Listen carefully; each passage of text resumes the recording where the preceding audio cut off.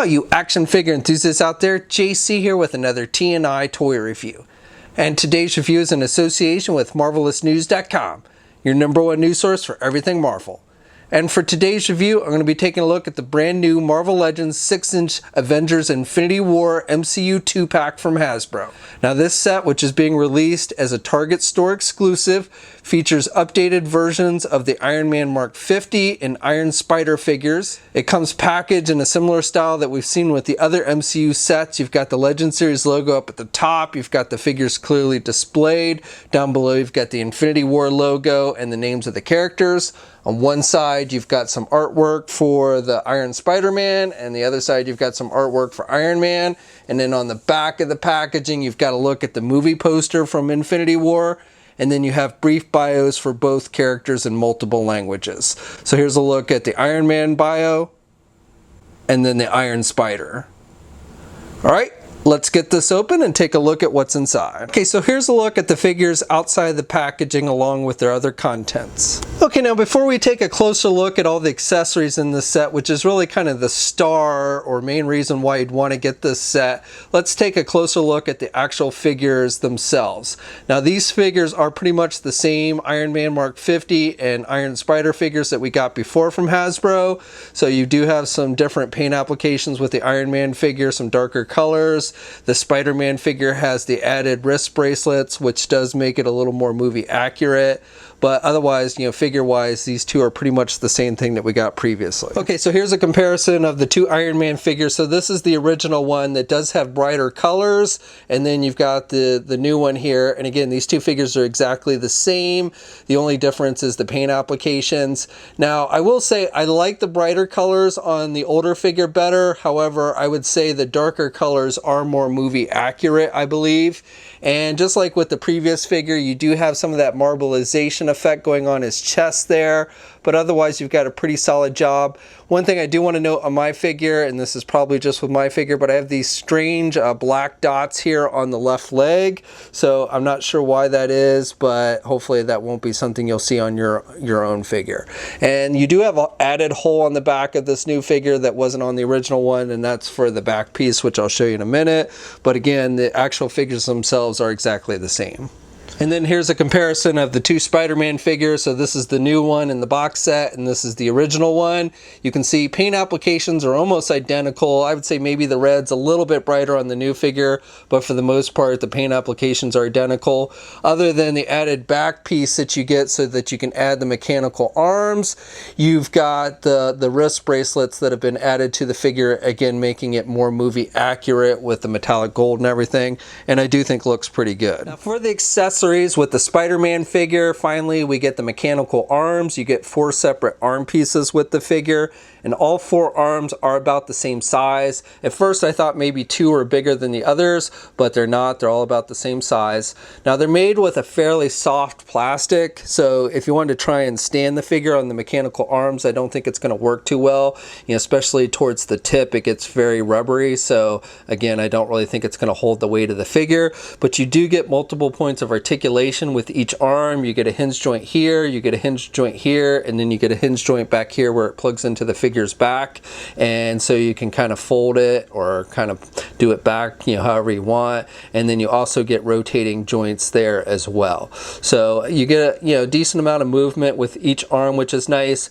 Now as far as, you know, the paint applications, they've just done with a metallic gold, so it's not completely movie accurate. I think there was some additional coloring on the arms in the movie. You do get the texturing on the arms, which is nice. That's pretty movie accurate, I believe. But again, it's all just done with the metallic gold. Now to attach the arms on the figure, you've got the 4 holes on the back here, this added piece that they included that wasn't on the original figure that has the 4 holes. And this is not removable, this piece. It's glued in there, so you might be able to get it off if you really wanted to, but it's not meant to be removed. But what you want to do is you want to just take the little pegs on the bottom of the arms and just plug them into each of the holes.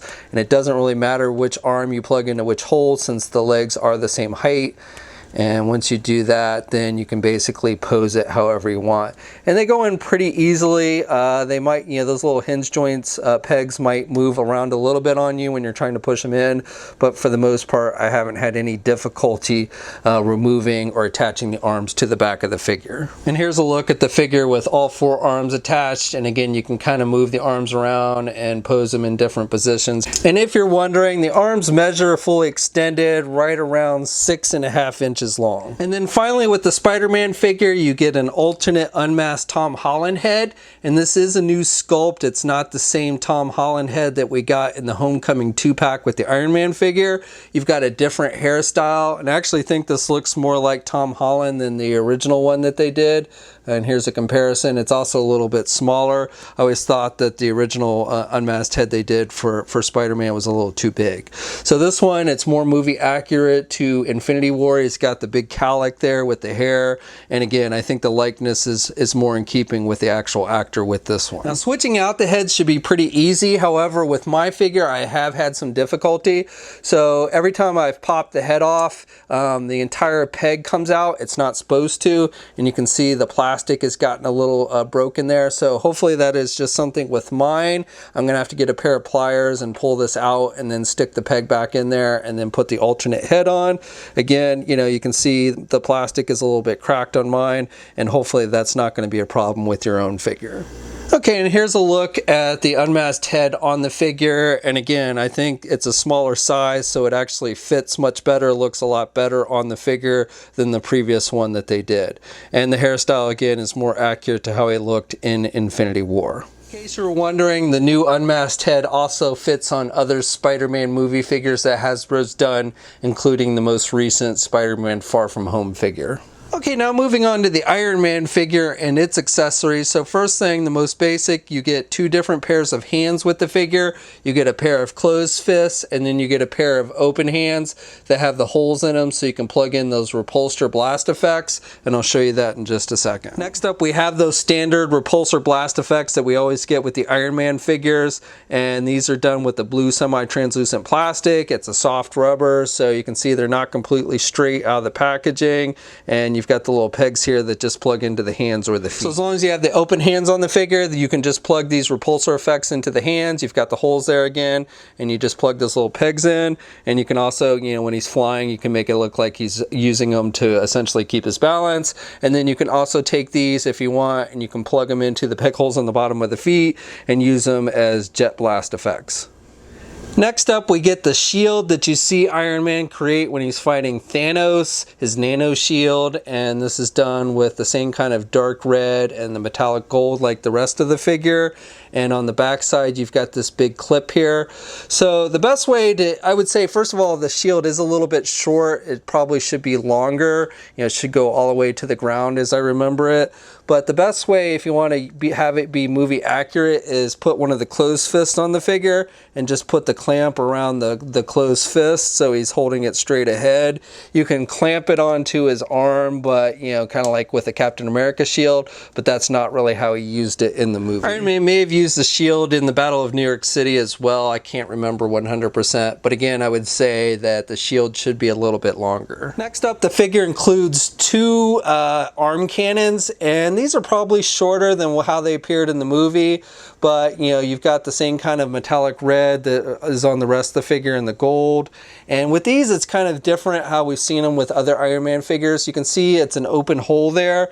And so what you want to do is, to put these on, is you take off the hand, and you can use either the closed fist or the open hand, and then you just slide the arm cannon over the arm like that, and then you just plug in whatever hand that you want to use. And again, you can use a closed fist or an open hand. If you use the open hand, then you can also stick in the repulsor blast effect so it looks like he's actually firing it. And then the final thing you get is that back cannon that you saw Iron Man use in the Battle in New York City against the Black Order.